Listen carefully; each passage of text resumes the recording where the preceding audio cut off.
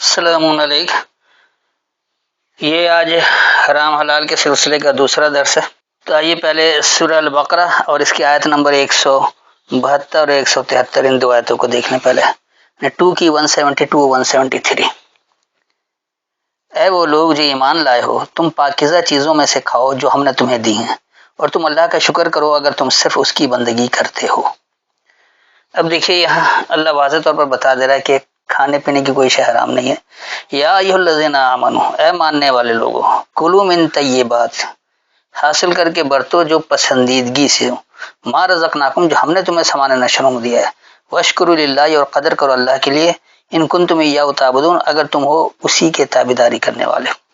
تو یہاں اللہ نے واضح طور پر بتا دیا کہ اگر ماننے والے ہو تو جو اللہ نے تمہیں سامان نشروں میں جو کچھ دیا ہوا ہے پسندیدگی سے اسے حاصل کر کے برتو، اور اللہ کے لیے قدر کرنے والے بن جاؤ اگر اسی کی تابعداری کرتے ہو۔ اگر تم صرف اللہ کے احکامات کی تابعداری کر رہے ہو تو اس کے یہ قدر کرنے والے بن جاؤ، جو اللہ کہہ رہا ہے اسی بات کو مانو، کیوں اس میں ملاوٹ کرتے ہو، کیوں اپنی طرف سے حرام حلال ٹھہراتے ہو۔ اس کے بعد پھر اللہ تشریح کر دے رہا ہے کہ کیا چھڑوا رہا ہے۔ در حقیقت ہم نے تم پر حرام کیا ہے مردار اور خون اور سور کا گوشت، اور جس پر اللہ کے سوا کسی اور کا نام پکارا گیا، بس جو لاچار ہو جائے مگر نہ سرکشی کرنے والا ہو نہ حد سے بڑھنے والا تو اس پر کوئی گناہ نہیں، بے شک اللہ بخشنے والا رحم کرنے والا ہے۔ اب یہاں پر انہوں نے زبردستی کھانا شامل کر کے مردار جانور بنا دیا اور خون بھی جانور کا بنا دیا اور گوشت صرف سور کا بنا دیا۔ ایسا لگتا ہے جیسے صرف مسلمانوں کو سور سے دشمنی کرنے کو کہا گیا، اللہ نے پیدا ہی کیوں کیا اس کو، اور صرف لحم الخنزیر کہہ رہا ہے۔ اگر ہم اس کا ترجمہ درست مان بھی لیں کہ واقعی یہ سور کا گوشت ہے تو اللہ نے سور کی کھال، چربی، دیگر اشیاء، ناخن، کچھ بھی تو حرام قرار نہیں دیا۔ تو اللہ نے تو صرف سور کا گوشت کہا تھا، لیکن ہمارے ملا اللہ سے بڑھ کر ہیں، انہوں نے کہا پورا سور ہی حرام قرار دے دیا۔ تو دیکھیے یہاں بات کیا ہو رہی ہے، انما حرم علیکم، بے شک جو چھڑوایا جا رہا ہے تم پر، یہ کھانا چھڑانے کی بات نہیں ہو رہی، بات نظریات کی چل رہی ہے، اس لیے اس کو اچھی طرح سے سمجھیں کہ بے شک جو چھڑوایا جا رہا ہے تم پر، المیتۃ، خاص مردنی، مردہ جانور کی بات نہیں ہو رہی، وہ مردنی آپ چھوڑ دیں جو آپ کے اندر ہے، آپ کا ضمیر جو مردہ پڑا ہوا ہے، آپ کے سامنے ظلم ہوتا ہے، آپ کسی کی آواز نہیں اٹھاتے اس کے لیے، آپ مظلوم کے ساتھ نہیں کھڑے ہوتے، ظالم کے ساتھ کھڑے رہتے ہیں، تو یہ جو مردنی ہے یہ اللہ چھڑوا رہا ہے۔ والدم، اور خون بہانا، جیسے ہمارے یہاں خاص طور پر آج کل امریکہ خون بہانے میں لگا ہوا ہے، دنیا بھر کے مسلمانوں کا خون بہا رہا ہے، صرف اس لیے کہ اسرائیلی قوم اور امریکی قوم محفوظ رہے۔ کیا اور انسانوں کی کوئی وقت نہیں ہے؟ کیا ایران میں بچے، بوڑھے، عورتیں نہیں مارے جا رہی ہیں؟ ان کے خون کی کوئی اوقات نہیں ہے، لیکن اگر ان کا ایک اسرائیلی مرتا ہے یا ایک امریکی مرتا ہے تو اس کے لیے یہ ہزاروں لوگوں کو مار دیتے ہیں۔ یہ کون سا انصاف ہے؟ تو یہ جو خون بہانا ہے کہ میرا مخالف اس لیے اس کو اڑا دو، میرا مخالف اس لیے راستے سے ہٹا دو، اللہ اس سے منع کر رہا ہے۔ ولحم الخنزیر، اور ناکارہ پیوستگی، وہ کہ یہ میں پہلے بھی سمجھا چکا ہوں، لحم کہتے ہیں پیوستگی کو کیونکہ گوشت کے ریشے بھی ایک دوسرے میں پیوست ہوتے ہیں، اس لیے اسے بھی لحم کہا جاتا ہے، اور خنزیر کہتے ہیں سڑے ہوئے کو، ناکارہ کو، اس لیے بڑے زخم کو بھی خنازیر کہا جاتا ہے۔ وما اہل بہ لغیر اللہ، اور جو اہلیت اختیار کرے اس کتاب کے ذریعے غیر اللہ کے لیے، نام تو لیتا ہے کہ ہم اللہ کے ماننے والے ہیں، ہم اللہ کے فرما بردار ہیں، لیکن اہلیت اختیار کر رہا ہے کتاب کا نام لے کر غیر اللہ کے لیے۔ اللہ نے بقول ان کے ترجمے کے صرف سور کا گوشت حرام قرار دیا، لیکن ملا اس سے آگے بڑھ گیا غیر اللہ جو ہے، اور اس نے پورے سور کو حرام قرار دے دیا۔ تو یہ تھوڑی عقل استعمال کریں، اللہ نے عقل مندوں کے لیے قرآن نازل کیا ہے، بیوقوفوں کے لیے نہیں کیا۔ جو عقل مند ہوگا وہی ہدایت حاصل کرے گا، جو اللہ کے احکامات کی پابندی اختیار کرنا چاہتا ہے وہی ہدایت لیتا ہے۔ ہدی للمتقین، اس کو اسی لیے کہا گیا کہ جو احکامات کی پابندی کرنا چاہتا ہے وہی ہدایت لے گا، جو اللہ کے احکامات کی پابندی نہیں کرنا چاہتا، ہمیشہ سرکشی میں رہتا ہے، یا وہ غیر اللہ کی کتابوں کا سہارا لیتا ہے کہ اس کے ذریعے سمجھا جائے، وہ کیسے ہدایت تک پہنچ سکتے ہیں؟ تو جو اہلیت اختیار کرے اس کتاب کے ذریعے غیر اللہ کے لیے، فمن اضطر، پس جو اضطراری کیفیت میں ہو، جو بے چین ہو، اضطرار میں ہو، سمجھ میں نہ آ رہا ہو، غیر باغن، علاوہ بغاوت کے،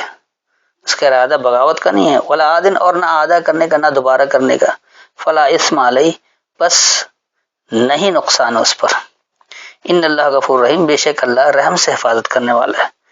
تو یہاں جو اللہ نے واضح طور پر حکم دیا کہ بے شک جو اللہ تم پر چھڑوا رہا ہے، تمہارے کھانے چھڑوانے کی بات نہیں ہے، اللہ نے لفظ طعام استعمال نہیں کیا یہاں پر، تو بے شک جو تم پر چھڑوایا جا رہا ہے وہ خاص مردنی، خون بہانا، ناکارہ پیوستگی اور کتاب کا نام لے کر غیر اللہ کی اہلیت اختیار کرنا۔ لیکن جو اس میں اس طرح کی کیفیت میں ہو جائے، لاچار ہو جائے، اس کا بغاوت کا ارادہ نہ ہو اور نہ دوبارہ ایسا حرکت کرنے کا ارادہ ہو، تو اس پر کوئی نقصان نہیں ہے، بے شک اللہ رحم سے حفاظت کرنے والا ہے۔ اس کے بعد آپ آئیے سورہ آل عمران اور اس کی آیت نمبر 93 اور 94 دیکھ لیں، یعنی 3 کی 93 94۔ تمام کھانے حلال تھے بنی اسرائیل کے لیے مگر جو یعقوب نے اپنے آپ پر حرام کر لیا تھا، اس سے قبل کہ توریت اترے۔ آپ کہہ دیں کہ تم توریت لاؤ، پھر اس کو پڑھو اگر تم سچے ہو۔ اب یہاں پر آپ دیکھیے کہ ان کے اپنے روایتی ترجموں کے مطابق اللہ کہہ رہا تمام کھانے حلال تھے بنی اسرائیل کے لیے، اللہ نے تو کچھ حرام قرار نہیں دیا، لیکن بنی اسرائیل نے بہت کچھ اپنے اوپر حرام کر لیا تھا۔ اب صرف جو یعقوب نے اوپر حرام کر لیا تھا، لفظ یہاں یعقوب نہیں ہے، لیکن ہمارے ملاؤں کی کارستانی ہے کہ انہوں نے اسرائیل کو یعقوب بنا دیا ہے، اور پھر وہ کہہ رہے ہیں کہ یعقوب نے اپنے آپ پر حرام کر لیا تھا، اللہ کا حکم نہیں تھا، یعقوب نے خود اپنے طور پر اپنے اوپر حرام کر لیا تھا۔ من قبل، تو اس سے قبل کے توریت اترے۔ تو کیا یعقوب کو توریت ملی کہیں قرآن سے ثابت کر سکتے ہیں؟ اگر اس روایتی ترجمے کو درست مان لیا جائے تو یعقوب کو ہی توریت مل جانا چاہیے تھا، یہاں تو آپ موسیٰ کے ساتھ توریت کو رکھتے ہیں، تو یہ کیا بات ہے؟ پھر یہ بھی کہہ رہے کہ آپ کہہ دیں کہ تم توریت لاؤ پھر اس کو پڑھو اگر تم سچے ہو۔ تو یعقوب کے دور میں تو توریت آئی ہی نہیں تھی، تو اس نے کیسے سب کچھ کر لیا، پھر توریت لا کے کہاں سے پڑھا جائے، کیا کچھ کیا جائے؟ اس آیت کو سمجھیں یہاں اللہ ہدایت کیا دے رہا ہے۔ کل الطعام، ہر ایک ضروریات زندگی، لفظ الطعام آیا، طعام کہتے ہیں ضروریات زندگی کو، اس میں ضروری کہ صرف کھانا ہو، کھانا بھی ہے، پینا بھی ہے، زندگی گزارنے کے لیے جو بھی چیزیں آپ کو چاہیے ہوتی ہیں۔ آج کے دور میں یقینی سی بات ہے کہ نیٹ ایک ضروری چیز ہے، سوشل میڈیا کا آپ استعمال کر رہے ہیں، نہ جانے کتنی چیزیں ہیں جو سب کچھ کریں، تو اللہ کہہ رہا ہے کہ ہر ایک ضروریات زندگی کانا ہلن ہے اپنانے کے لیے، سب کچھ حلال ہے، سب اپنانے کے لیے، لبنی اسرائیل بنیاد پر چلنے والوں کے لیے، الا ما حرم، صرف جو چھوڑا اسرائیل و چلنے والوں نے، علی نفس ہی اپنی سوچوں پر، من قبل پہلے سے، ان تنزل التورات، یہ کہ تمہارے سامنے شرعی حکم آئے، تورات اللہ اپنے شرعی حکم کو کہتا ہے، اسی لیے آگے اللہ کہہ رہے گا قل فاتوا بالتورات، کہو پس لاؤ تورات کو، لاؤ شرعی احکامات کو، فتلوها، پس اسے سمجھ کر پڑھو، ان کنتم صادقین، اگر تم سچوں میں سے۔ تو آج بھی یاد رکھیں مسلمانوں نے اپنے اوپر سور کا گوشت حرام کر رکھا ہے، تو ٹھیک ہے بھائی، آپ کی مرضی ہے، یہ آپ کی اپنی سوچ ہے۔ ما حرم اسرائیل والا نفس ہی میں یہ آتا ہے کہ یہ چھوڑ دیا چلنے والوں نے اپنی نفسیات پر، اللہ نے اس کے لیے کوئی سند نہیں اتاری، اللہ نے اس کی کوئی دلیل نہیں دی، تو پہلے سے تم لے آئے جب کہ شرعی حکم نہیں آیا، اللہ کے شرعی احکامات اللہ کی کتاب میں موجود ہیں۔ تو یاد رکھیے کہ یہ حرام حلال قرار دینا اللہ نے انسانوں کا اختیار دیا ہے، اللہ نے یہ کہا کہ ہر چیز کھاؤ، کوئی منع نہیں ہے، اللہ نے یہ اختیار ہی نہیں دیا کہ یہ حرام اور یہ حلال اپنے زبانوں سے کہو، یہ اللہ پر جھوٹ افطرا ہے، یہ آپ کو سورہ نحل سے کل سمجھا چکا ہوں۔ تو آج بھی اگر میں اپنے اوپر کوئی چیز کی پابندی لگا لیتا ہوں تو اسے یہ نہیں کہوں گا کہ اللہ نے حرام قرار دیا۔ مثال کے طور پر میں کریلا نہیں کھاتا ہوں تو میں کیا کہہ دوں کہ کریلا حرام ہے؟ ہرگز نہیں، میں نہیں کھا رہا ہوں، میری مرضی، مجھے پسند نہیں ہے، میرے لیے وہ طیب نہیں ہے، مجھے پسند نہیں ہے، حلال طیب اللہ نے کہا اپناؤ جو پسندیدہ ہو، تو مجھے جو چیز پسند نہیں میں نہیں اپنا رہا ہوں، اللہ نے مجھے اس بات کا اختیار دیا ہوا ہے۔ لیکن میں یہ کہوں کہ اللہ نے حرام قرار دیا ہے تو یہ اللہ پر جھوٹ افطرا ہے، الزام تراشی ہے، اور جو اللہ پر الزام تراشی رکھتا ہے وہ کبھی کامیاب نہیں ہوتا۔ تو آج دیکھ لیں آج کے مسلمان ناکام کیوں ہیں، آج کا مسلمان دنیا بھر میں ذلیل و خوار کس لیے؟ اس لیے کہ اس نے وہ اختیار جو اللہ نے آپ کو دے رکھا ہے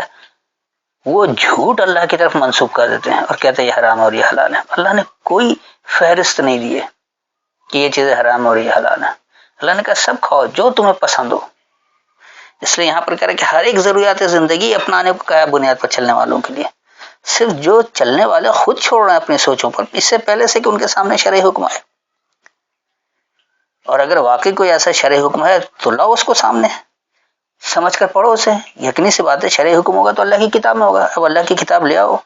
اسے کھولو، اسے سمجھ کر پڑھو۔ اگر تم سچے ہو دکھاؤ اللہ نے کہاں کہا کہ یہ حرام اور یہ حلال ہے۔ یہ تو تمہاری اپنی سوچ ہے، تمہاری اپنی اختراع ہے، تم اللہ پر جھوٹ الزام تراشی کر رہے ہو۔ تو یاد رکھیں یہ حرام حلال کا اختیار اللہ نے آپ کے ہاتھ رکھا ہے۔ اب یقینی سی بات ہے ایک شوگر کا مریض ہے، ڈائبٹیز کا مریض ہے، اگر وہ چینی کھائے گا تو وہ تو مر جائے گا، موت کے قریب جائے گا، اس لیے ڈاکٹر اس پر چینی کی پابندی لگا دیتا ہے، اور متعدد چیزیں اس کے لیے حرام قرار دیتا ہے کہ یہ کھاؤ گے تو تمہارا مرض بڑھ جائے گا۔ ایسے ہی بلڈ پریشر کا مرض ہے، اس میں بھی ہائی اور لو دو طرح کا بلڈ پریشر ہوتا ہے، دونوں میں مختلف چیزیں منع کی جاتی ہیں کہ یہ چیز کھانے سے بڑھ جاتا ہے اور یہ چیز کھانے سے کم ہو جاتا ہے، لہذا ان سے پرہیز کرایا جاتا ہے، حرام قرار دے دیا جاتا ہے اس کے لیے۔ تو یہ اللہ نے حرام قرار نہیں دیا، اس کی طبیعت کے مطابق، اس کے جسمانی کیفیت کے مطابق اس کے اوپر کچھ چیزوں کی پابندی لگائی جاتی ہے اور کچھ چیزوں کو کہا جاتا ہے کہ یہ آپ اپناؤ۔ تو یہ حرام حلال کرنے کا اختیار اللہ نے انسانوں کے ہاتھ میں دے رکھا ہے۔ یہ کہنے کہ ڈاکٹروں کا کام ہے کہ وہ آپ کے اوپر کیا حرام ہے کیا حلال ہے وہ تو پابندی لگا سکتا ہے، وہ سمجھتا ہے کہ ان چیزوں سے آپ کا مرض بڑھے گا اور اس سے کم ہوگا، لہذا ڈاکٹر کو اختیار ہے کہ حرام حلال وہ بتائے کہ یہ حرام ہے یہ حلال ہے۔ لیکن اللہ کا نام استعمال کر کے کہ اللہ نے منع کر رکھا ہے، یہ غلط ہے۔ اللہ نے کچھ حرام قرار نہیں دیا، کہا سب چیزیں جو بھی تمہیں پسند ہے سب استعمال کرو۔ اللہ نے یہ نہیں کہا کہ دنیا کی ساری چیزیں تمہیں کھانی ہے، تمہیں جو پسند ہے وہ کھا لو، نہیں پسند ہے نہیں کھاؤ، کوئی مسئلہ نہیں۔ لیکن یہ کہنا کہ اللہ نے اسے حرام قرار دے رکھا ہے، یہ اللہ پر جھوٹ الزام تراشی ہے، اس سے بچنا ہے۔ تو اس آیت میں اللہ نے واضح طور پر بتا دیا کہ ہر ایک ضروریات زندگی اپنانے کو کہا گیا بنیاد پر چلنے والوں کے لیے، صرف جو چلنے والے اپنی نفسیات پر خود چھوڑ رہے ہیں اس سے پہلے کہ ان کے سامنے شرعی حکم آئے، تو کہو لاؤ شرعی حکم کو، اسے سمجھ کر پڑھو اگر تم سچے میں سے ہو۔ اگلی آیت دیکھیے، پھر اللہ بتا رہا ہے کہ پھر جو کوئی اللہ پر اس کے بعد جھوٹ باندھے تو وہی لوگ ظالم ہیں۔ دیکھیے اللہ نے کتنی وضاحت کر دی، کہنے کے بعد پھر اللہ بتا رہا ہے کہ فَمَنِ افْتَرَى عَلَى اللَّهِ الْكَذِبَ، بس جو الزام تراشی کرتا ہے اللہ پر جھوٹ، من بعد ذالک، اسی کے بعد سے، فَأُولَٰئِكَ هُمُ الظَّالِمُونَ، بس یہی لوگ وہی ظالموں میں سے ہیں۔ تو اللہ نے بتا دیا کہ آپ کو ہر چیز اپنانی، اللہ نے کوئی پابندی نہیں لگا رکھی، جو بھی بنیاد پر چلنے والا ہے اللہ نے سب چیزیں، ہر ضروریات زندگی اس کے لیے حلال رکھی ہے، کچھ بھی اللہ نے نہیں روکا۔ اگر کوئی خود اپنے طور پر کسی چیز پر پابندی لگا رہا ہے، اپنے اوپر حرام ٹھہرا رہا ہے، تو یہ اس کی اپنی سوچ ہے۔ اگر واقعی اللہ نے حرام قرار دیا ہے تو لاؤ شرعی حکم کہاں ہے اللہ کا؟ اللہ کا شرعی حکم اللہ کی کتاب میں موجود ہوتا ہے، لاؤ کھولو آیتوں کو، اسے سمجھ کر پڑھو کہ تم سچے ہو۔ اگر ایسا نہیں کر سکتے ہو تو تم اللہ پر جھوٹ الزام تراشی کر رہے ہو۔ اور اس کے بعد یقینی سی بات ہے کہ جو لوگ اللہ پر جھوٹ الزام تراشی کر رہے کہ اللہ نے یہ حرام قرار دیا یہ حلال قرار دیا، تو یقینی سی بات ہے کہ یہی لوگ وہی اصل ظالم ہیں، کیونکہ وہ اللہ کی آیتوں کا انکار کر رہے ہیں، اپنی طرف سے بات بڑھا رہے ہیں، شرک کر رہے ہیں اللہ کے کلام میں۔ تو اللہ نے ایسے لوگوں کو ہی ظالم کہا جو اللہ کی آیتوں کا انکار کرے، جو اس کی آیتوں میں ملاوٹ کرے، جو خالص اللہ کی بات کو نہ سمجھے، اس میں اگر اللہ کے کلام کی ملاوٹ کرے۔ تو یہ دونوں جگہ سے آپ کو واضح کر دیا، سورہ بقرہ سے بھی اور سورہ آل عمران سے بھی، اور بالکل وضاحت ہو گئی کہ اللہ نے کوئی بھی شے، جو بھی رزق اللہ نے دے رکھا ہے، اللہ نے کہا کہ جو تمہیں پسند اسے اپنا لو اور اللہ کے لیے قدر کرنے والے بنو اگر تم اس کے تابع دار ہو۔ اللہ جو چھڑوا رہا ہے وہ اللہ نے بتا دیا کہ تم پر مردنی چھڑوا رہا ہے، خون بہانا چھڑوا رہا ہے، ناکارہ پیوستگی چھڑوا رہا ہے، غیر اللہ کی اہلیت اختیار کرنے کے لیے اس کتاب کا نام لے کر غیر اللہ کی اہلیت اختیار کرو، اس سے اللہ آپ کو روک رہا ہے، یہ حرام قرار دے رہا ہے۔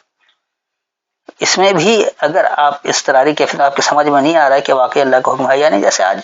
کے مثال کے طور پر نماز پڑھو، لوگ 5 وقت نماز پڑھواتے ہیں، بڑے دھڑلے سے کہتے ہیں کہ نماز پڑھو، سب سے پہلے سوال نماز کا ہو۔ قرآن یہ کہتے ہی نہیں کہیں بھی کہ اقرأ الصلاۃ یا صلاۃ پر پہلا سوال ہو۔ اللہ تو اقیم الصلاۃ کہہ رہا ہے کہ صلاۃ کو آپ کو قائم کرنا ہے، کیسے کرنا ہے، کس طرح سے کرنا ہے، کتنے وقت کرنا ہے، ساری تفصیل اللہ قرآن میں دے رہا ہے۔ تو جو تفصیل یعنی جو حکم تفصیل کے ساتھ قرآن میں مل جائے وہ اپنانا ہے، اور جس کا صرف حکم اور تفصیل قرآن میں نہ ہو تو یاد رکھیے کہ وہاں پر ملاوٹ ہو رہی ہے۔ اللہ کیونکہ حکم اور تفصیل دونوں دیتا ہے، لہذا احکامات اور اس کی تفصیل دونوں ہمیں قرآن سے ہی تلاش کرنا ہوگا۔ اگر صرف حکم ملتا اور تفصیل نہیں ملتی تو یاد رکھیے کہ یہاں اللہ کے کلام میں شرک کیا جا رہا ہے۔ اپنے ہر عمل کا جائزہ قرآن کی آیتوں سے لے لیں۔ اللہ نے واضح طور پر بتا دیا چھڑوایا کیا گیا، یہ کردار کے حوالے سے چھڑوایا گیا تاکہ آپ اچھے باکردار افراد بن جائیں،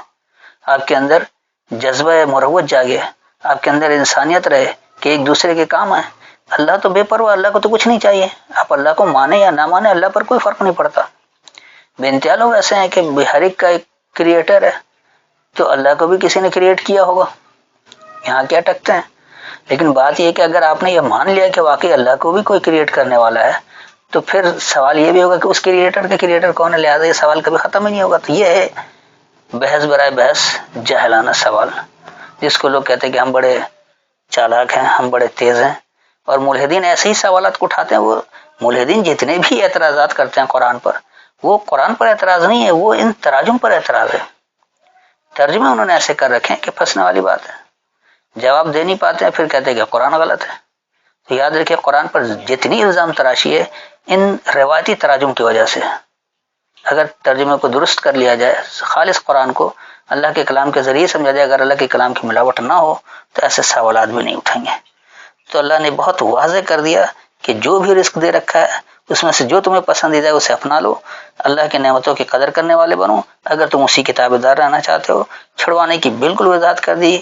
کہ کیا کچھ چھڑوایا گیا ہے، اور پھر یہ بھی بتا دیا کہ اگر کوئی چیز اپنے اوپر کوئی خود حرام کر لے تو اس کا تعلق اللہ سے نہیں ہے۔ اگر اللہ کا حکم ہے، اللہ نے کوئی شرعی حکم دے رکھا ہے، تو آؤ اس کتاب کو کھولو اور اس کے آیتوں سے دکھا دو کہ اللہ نے حرام قرار دیا ہے۔ اگر ایسا نہیں کر سکتے ہو تو اللہ پر یہ جھوٹ افترا کرتے ہو، جھوٹ الزام تراشی کرتے ہو، اور جو لوگ اللہ پر جھوٹ الزام تراشی کرتے ہیں کتاب ہونے کے باوجود اس میں سے نہیں دکھا سکتے ہیں، تو دراصل انہی لوگوں کو اللہ نے ظالم کہہ رکھا ہے۔ کیونکہ میں نے آپ سے پہلے کہا تھا کہ 3 حصوں میں کروں گا، لیکن یہ 2 ہی حصہ کافی ہے، بات مکمل وضاحت ہو گئی۔ یہ تیسرا اس لیے نہیں کروں گا کہ یہ تیسرا سورہ مائدہ سے کرنا تھا 1 سے 3 تک، اس میں میں نے اس کو 4-5 مرتبہ سمجھا دیا ہے، بلکہ کئی دفعہ۔ اگر آپ دین اسلام کیا ہے اس پر درس سن لیں تو اس میں بھی آپ کو مل جائے گا، حرام حلال کے دروس میں بھی آپ کو مل جائے گا، اور یعنی سلامتی والا نظام کیا ہے، اللہ نے دین اسلام کو کیوں پسند کیا ہے، اس پر بھی آپ کو یہ بات مل جائے گی۔ تو اس کو کئی بار واضح کر چکا ہوں، لہٰذا میں نہیں سمجھتا کہ اب اس کی ضرورت ہے، تو آج ہی سمجھ لیجیے کہ یہ حرام حلال پر درس مکمل ہو گیا۔ ہاں اگر کوئی بات نہیں سمجھ میں آتی ہے، کہیں کوئی الجھاؤ پیدا ہے، تو پھر بے شک آپ آیت کا حوالہ دے کر سوال کر سکتے ہیں، لیکن یاد رکھیے کہ سوال کرنے سے پہلے خود بھی تھوڑا تدبر کر لیں، اپنی عقل کو بھی استعمال کرنا ہے۔ ساری چیزیں آپ کو گھول کر نہیں پلائی جائیں گی۔ ہر انسان اپنے اعمال کا خود جواب دے، آپ کو اپنا جواب دینا، مجھے اپنا جواب دینا ہے۔ اب بعض لوگ چاہتے ہیں کہ ہر چیز ان کے ایک ایک مسئلے کو بھی قرآن سے کھول کر ہم بیان کریں۔ قرآن سب کے لیے ہدایت ہے، جس طرح میرے لیے ہدایت ہے اسی طرح آپ کے لیے بھی ہدایت ہے۔ آپ کیا سمجھ رہے ہیں؟ اپنے مسائل کو آپ خود قرآن کی روشنی میں حل کریں، آپ کے کیا مسائل ہیں، اس کے آگے پیچھے کیا کچھ ہے، آپ اپنے حالات کو زیادہ بہتر طور پر جانتے ہیں۔ آپ یہ چاہتے ہیں کہ ایک ایک لفظ کو کھول کر بتا دیا جائے کیسے کیا کچھ ہے۔ اب ایک صاحب نے سوال کر لیا کہ آب زمزم کیا ہے قرآن سے۔ قرآن میں آب زمزم کا ذکر ہی نہیں ہے، صرف زمزم بھی نہیں ہے، وہ ایک کہانی ہے، اور وہ بھی قرآن سے باہر والی، تو اس کے پیچھے آپ کیوں جاتے ہیں جو اللہ کا حکم ہی نہیں ہے؟ پھر کہتے ہیں کہ قرآن سے سمجھاتے، قرآن میں کیسے؟ قرآن کا جس سے تعلق ہی نہیں ہے، جہاں اللہ نے بالکل آپ کو آزاد چھوڑ رکھا ہے، تو اس کو کیا قرآن سے ثابت کیا جائے گا؟ یہ پانی کے نام پر ہر مذہبی فرقہ نے کسی نہ کسی پانی کو مقدس بنا رکھا ہے، چاہے وہ ہندو ہو، عیسائی ہو، یہودی ہو، سکھ ہو، کوئی جتنے بھی مذہبی طبقات ہیں انہوں نے کوئی مقدس پانی بنا رکھا ہے۔ اسی طرح مسلمانوں نے آب زمزم کو مقدس پانی بنا دیا۔ اللہ نے اس کی کوئی سند نہیں نازل کی، اللہ نے اس کی کوئی دلیل نہیں دی، نہ اللہ کی کتاب میں اس کا کوئی حکم ہے، نہ قرآن کی کسی آیت سے اس کی تصدیق ہوتی ہے۔ وہ ساری کہانیاں ہیں جو قرآن کے خلاف گھڑی گئی ہیں، یعنی وہ لوگ جنہوں نے بائبل کو قرآن کے منہ میں دے رکھا ہے، وہ بائبل کے ذریعے اٹھا کر کہانی کو یہاں فٹ کرتے ہیں اور کہتے ہیں کہ آپ اس طرح روایتوں کے ذریعے قرآن کو سمجھیں۔ قرآن کو قرآن ہی سے سمجھنا چاہیے۔ اللہ حکم اور تفصیل دونوں دیتا ہے، ایسا نہیں کہ اللہ نے حکم دے دیا اور تفصیل نہیں دی۔ اللہ غیر اللہ کے کلام کا محتاج نہیں ہے، اللہ غیر اللہ کے کلام کا شرک سے منع کرتا ہے، اس کی ملاوٹ سے منع کرتا ہے، اور آپ چاہتے ہیں کہ بغیر ملاوٹ کے آپ کو سمجھ میں نہیں آتا قرآن۔ تو یہ دراصل آپ اللہ کی نافرمانی کر رہے ہیں، آپ قرآن کی مخالفت نہیں کر رہے، آپ اللہ کی مخالفت کر رہے ہیں، آپ اللہ پر الزام تراشیاں کر رہے ہیں۔ تو یقینی سی بات ہے، آپ جانے اور اللہ جانے، میرا کام ہدایت کو پہنچانا ہے، سمجھانا ہے، جو میں نے سمجھا ہے میں اس کو واضح کر کے سمجھا دیتا ہوں۔ لیکن اگر آپ لوگ خود ہی قرآن کو بغیر ملاوٹ کے نہیں سمجھ سکتے ہیں، قرآن آخری اور مکمل کتاب ہدایت ہے، آپ زبانی طور پر تو اس کا اعلان کرتے ہیں لیکن عملی طور پر آپ اس کا انکار کر دیتے ہیں کہ اللہ نے حکم دیا، تفصیل دی نہیں، تفصیل تو غیر اللہ کی کتاب میں، تو آپ اسے نہ آخری کتاب مانتے ہیں نہ مکمل ہدایت کی کتاب مانتے ہیں۔ جب تک آپ عملی طور پر اسے آخری اور مکمل کتاب نہیں مانیں گے تو اللہ کی ہدایت تک نہیں پہنچ سکتے، چاہے آپ گرامر سے سمجھنے والے ہوں، چاہے آپ لغات کے ذریعے سمجھنے والے ہوں، چاہے آپ اپنی عقل استعمال کر کے سیکھنے والے ہوں۔ یاد رکھیے، کہیں بھی اللہ کے احکامات کو، اللہ کی ہدایت کو سمجھنے کے لیے غیر اللہ کے کلام کا سہارا نہیں لینا۔ جہاں آپ نے غیر اللہ کا سہارا لیا تو یقین سی بات ہے آپ نے ملاوٹ کری، آپ نے قرآن کو آخری اور مکمل کتاب نہیں مانا ہے، آپ قرآن کو ہدایت کی کتاب مانتے ہی نہیں ہیں، صرف آپ کا زبانی دعویٰ ہے۔ آج کا مسلمان دنیا بھر میں ذلیل الخوار اسی لیے کہ زبانی طور پر اللہ کے فرما بردار ہیں، عملی طور پر